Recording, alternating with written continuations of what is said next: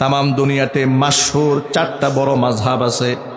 একটা মাযহাবের নাম হচ্ছে হানাফি মাযহাব, একটা মাযহাবের নাম হচ্ছে মালিকি মাযহাব, আর একটা মাযহাবের নাম হচ্ছে শাফিঈ মাযহাব, আর একটা মাযহাবের নাম হচ্ছে হাম্বলি মাযহাব।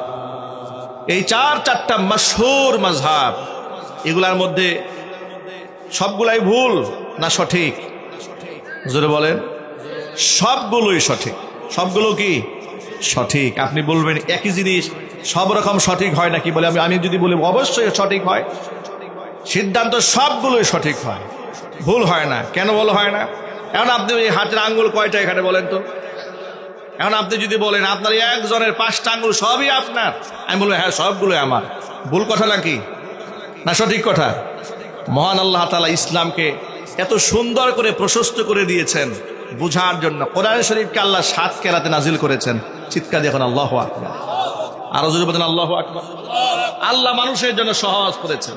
এই মাযহাবগুলো কোরআন হাদিসের বাহিরে কোনো বক্তব্য নয়। মাযহাব মানে হচ্ছে ফুকাহায়ে কেরামের মতামত। মাযহাব মানে কি জোরে বলেন তো ভাই?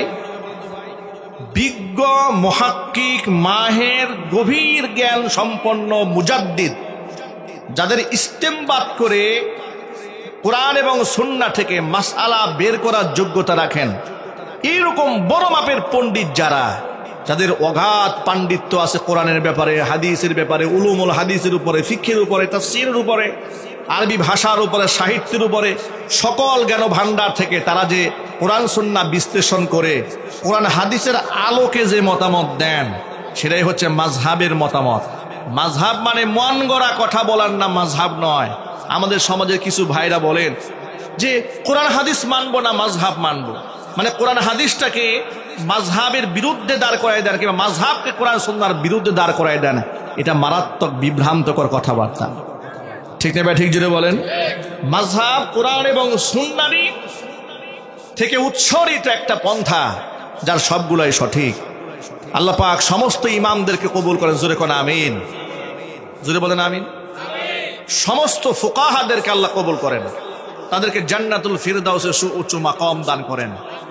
আমি মাঝে মাঝে দেখি আমাদের কিছু ভাইরা না বুঝে নতুন নতুন 2-1টা হাদিস বাংলা তর্জমা পড়ে আলেমদের ব্যাপারে বাজে মন্তব্য করেন। কথা বলেন, খুব বাজে মন্তব্য করেন।